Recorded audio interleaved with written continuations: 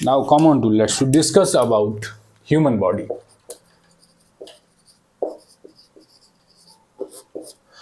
अब ये human body है क्या, तो ह्यूमन बॉडी के बारे में समझ लेते हैं। ह्यूमन बॉडी एक्चुअली एक ड्रम है, हॉलो ड्रम, ऐसा समझ लें, एक खाली डब्बा है। तो डब्बा बना लेते हैं खाली, चलो बना लेते हैं। ये लो, ये हॉलो ड्रम बना लिया मैंने। अब आपको पता है हॉलो ड्रम में ह्यूमन के अंदर ये 2 हाथ हैं, 2 पैर हैं यहाँ पर। This is called human body. आप बोलेंगे ये क्या ह्यूमन बॉडी, ऐसी थोड़ी ना होती है। नहीं, समझेंगे समझ के पता चल जाएगा। ये ह्यूमन बॉडी है, देखो मुस्कुरा रहा है, और आप कह रहे हैं ह्यूमन बॉडी नहीं, मुस्कुरा रहा है। अच्छा आओ जरा बात करते हैं। यहाँ से एक इस तरीके से पाइप लाइक स्ट्रक्चर ऐसे करके जाता है यहाँ पर, और जाने के बाद यहाँ पर बेसिकली अगर हम बात करें यहाँ से लेकर यहाँ तक, और इस जगह पर इसका एंड है। ये ओपनिंग है, ये क्लोजिंग है। दैट मीन्स यहाँ एक ओपनिंग यहाँ पर है और एक यहाँ पर ओपनिंग है। एक इस तरीके का ट्यूब है जिसे हम क्या किस नाम से जानते हैं, एलिमेंट्री कैनाल। लेकिन इसके बाद का ये वाला जो स्पेस है आप देख रहे हो, ये जो खाली खाली स्पेस है, इसको हम बोलते हैं सीलोम। क्या बोलते हैं, मेरे साथ यूज करेंगे वर्ड सीलोम। PYQ है coelom. What is coelom, what do you understand by coelom? That's a empty space in a body that is called coelom. क्या है ये सीलोम? ये खाली कैविटी है, इसीलिए तो मैं इसे ड्रम कह रहा था। अब थोड़ा सा और समझ लेते हैं इसे, यहीं पर समझेंगे।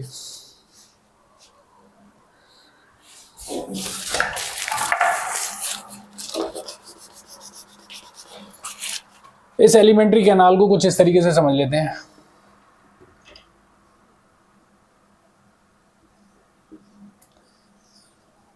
कुछ ऐसा स्ट्रक्चर पाया जाता है यहाँ पर, कुछ ऐसा स्ट्रक्चर होता है, और then finally that comes out from anus. ये कुछ स्ट्रक्चर है, दैट मीन्स पूरी की पूरी elementary canal different different glands के साथ इस तरीके से मूव ऑन होकर यहाँ पर खत्म हो जाती है, जिसे हम एनस बोलते हैं। तो हमें इसकी ज़रूरत नहीं है, इसे थोड़ा सा समझना था। बेसिकली मैंने बोला है ये होलो एक सिलेंडर है, एक यहाँ पर भी एक बॉडी बनाते हैं। चलिए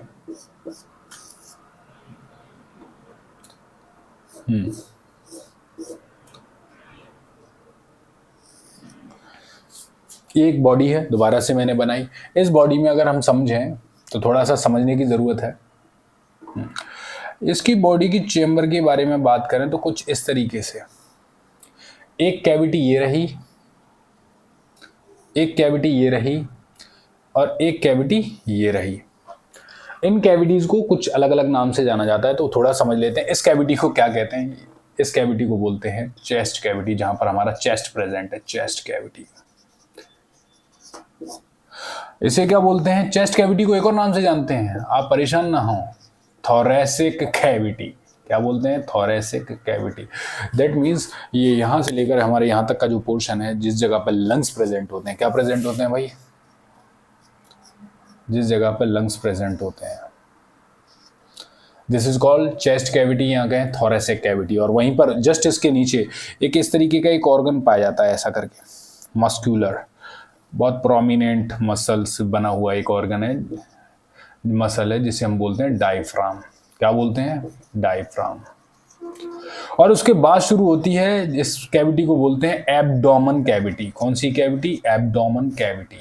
और उसके जस्ट नीचे जो होती है, जिसे हम बोलते हैं पल्विक कैविटी। कौन सी कैविटी? पल्विक कैविटी।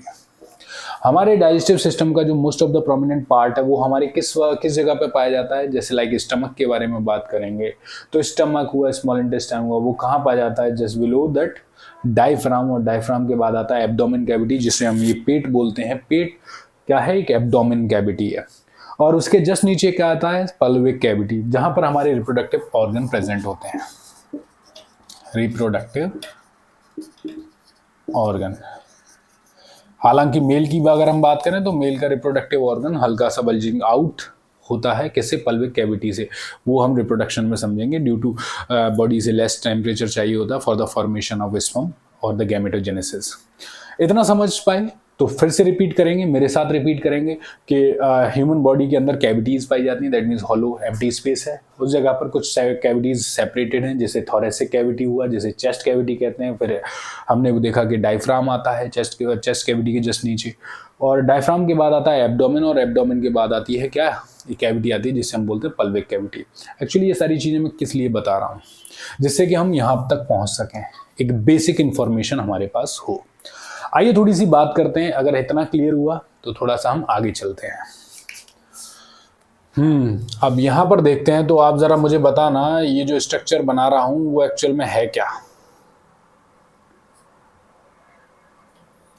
मुझे उम्मीद है कि तुम लोग कुछ अच्छा बताएंगे।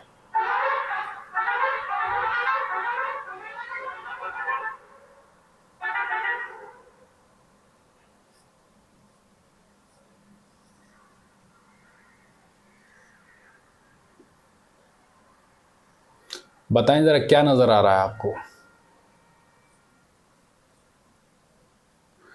आपको क्या नजर आ रहा है यहां पे।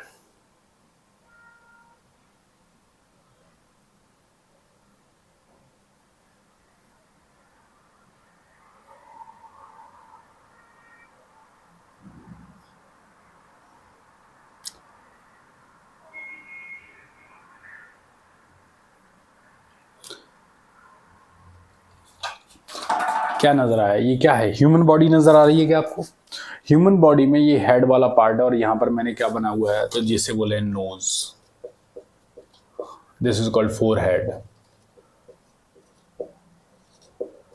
थोड़ा सा बात कर लेते हैं इसके बारे में। एक्चुअल में ये जो जिस तरीके से मैंने ये वाला पोर्शन बनाया, this is called hollow cavity. ये भी एक हॉलो कैविटी है। कैन यू गेट कि मतलब हमारी बॉडी में कितनी हॉलो कैविटीज़ हैं, तो इसको एक कैविटी बोलते हैं। हालांकि अगर इस जगह पे बात करें जहाँ पर हमारे क्या प्रेजेंट है, जॉ प्रेजेंट है और दांत प्रेजेंट है, टीथ प्रेजेंट है, तो जो हम डाइजेशन करेंगे तो वहाँ पर हम समझेंगे इनके बारे में। तो इससे बोलते हैं बकल कैविटी। ये वाली जो पोर्शन है इसे बोलते हैं बकल कैविटी। क्या बोलते हैं, मेरे साथ बोलो, बकल कैविटी।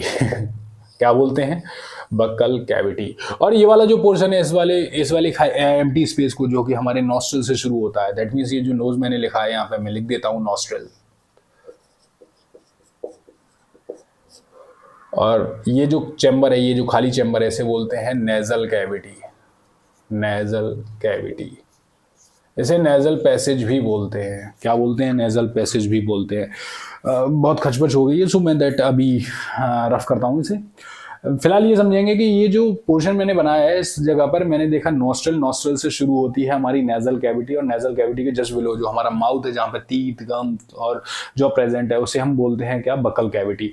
तो ये दोनों का किसी एक जगह पर क्या हो रहा है, मिलन। दैट मीन्स एक कोई ऐसी जगह है जिस जगह पर ये कॉमन पैसेज बन रहे हैं। तो आप यहाँ देखो, ये नेजल कैविटी, ये बकल कैविटी, दोनों एक ही जगह पर आकर मीट हो रहे हैं, और फिर इनसे एक कॉमन ट्यूब बन रही है। तो इस जगह को हम बोलते हैं भाई फेरिंग्स।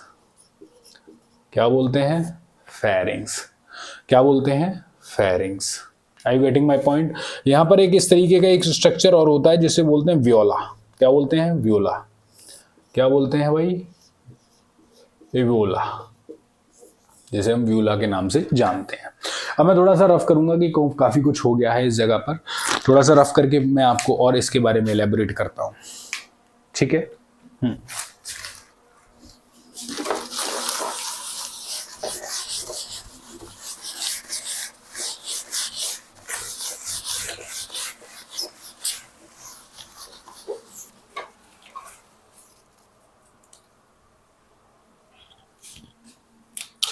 आइए जरा, यही इस जगह पर हमने कुछ इसको फेरिंग्स को कुछ और डिवीजन दे दिया है।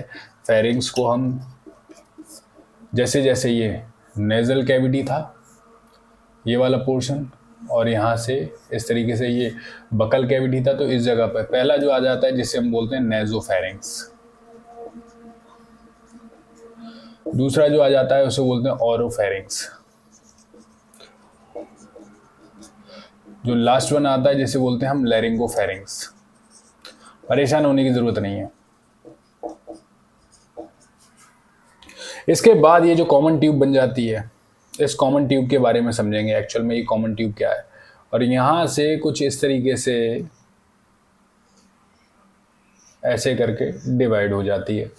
तो थोड़ा सा समझ लेंगे, हम बात कर रहे हैं किसके बारे में, ब्रीथिंग के बारे में, रेस्पिरेशन के बारे में। तो ये वाला जो पार्ट है, ये वाला, इस जगह पर एक कार्टिलेज बोन पाई जाती है। कौन सी बोन पाई जाती है? कार्टिलेज बोन पाई जाती है, जो किससे बनी होती है? हाइलिन से बनी होती है। किससे बनी होती है? हाइलिन से बनी होती है, हाइलिन कार्टिलेज से। तो थोड़ा सा समझ लेते हैं यहाँ हाइलिन कार्टिलेज से, इससे बोलते हैं ग्लॉटिस। क्या बोलते हैं भाई? ग्लॉटिस। ये जो ग्लॉटिस है, इसी को हम क्या बोलते हैं? बोलो, लैरिंग्स। और इस लैरिंग्स को ही हम एक नाम से जानते हैं जिसे बोलते हैं वॉइस बॉक्स। मेरे साथ एक प्रैक्टिस करेंगे। ये जब ओपन होती है तो यहीं पर एक और स्ट्रक्चर प्रेजेंट होता है जिसे हम बोलते हैं क्या? ग्लॉटिस। क्या होती है वो? ग्लॉटिस। इस जगह पे इसकी ये कवरिंग होती है जिसे हम बोलते हैं एपीग्लॉटिस। क्या बोलते हैं? एपीग्लॉटिस। हम ये कह सकते हैं कि एपीग्लॉटिस की मूवमेंट की वजह से ही मैं जो बोल रहा हूँ वो आप समझ पा रहे हैं। दैट मीन्स वहाँ से जो गैस निकल रही है, जो ऑक्सीजन निकल रही है, जो गैस निकल रही है, उस गैस की वजह से ही हम बोल पा रहे हैं। जैसे अगर आप इसे दबाएं या फिर कुछ इसको हिलाएं तो आपको वॉइस हल्की सी डिफेक्टेड रहती है।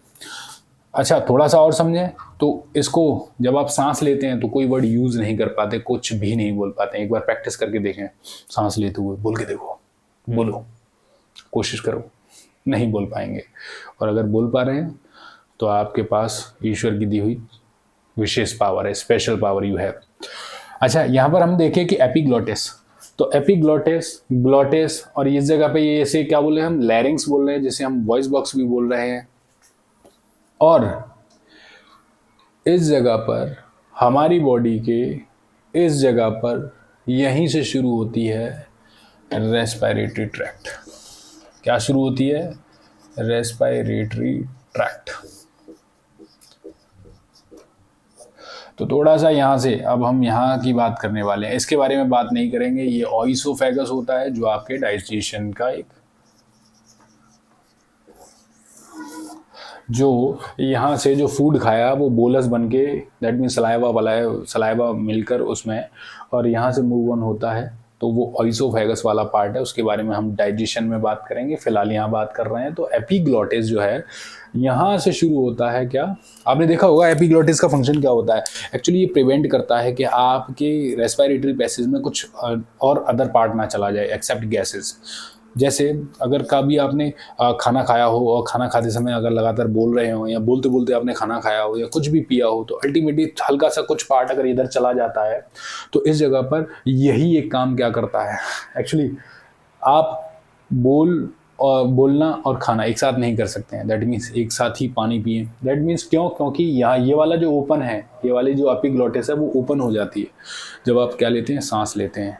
When you respire that's open, और जब ये ओपन हो जाती है तो गैस एक्सचेंज होती है। लेकिन यहाँ पर गैस जब पास होती है तो उस जगह पर आप कुछ खा नहीं सकते हैं। अगर आपने खाया तो अगर हल्का सा भी यहाँ चला जाता है तो आपने देखा होगा तसा लग जाता है ऐसे करके, और बहुत तेज लगता है और बहुत ज़्यादा दिक्कत भी देता है। शायद कई बार तो नाक से भी निकल आता है। तो अब यहाँ पर इतना समझ लिया, अब यहाँ समझेंगे इसके बारे में, ट्रैकियल के बारे में। तो ट्रैकिया क्या है थोड़ा सा समझ लेते हैं। यहाँ पे एक डायग्राम में बनाऊंगा, यहाँ पर समझेंगे उस डायग्राम को।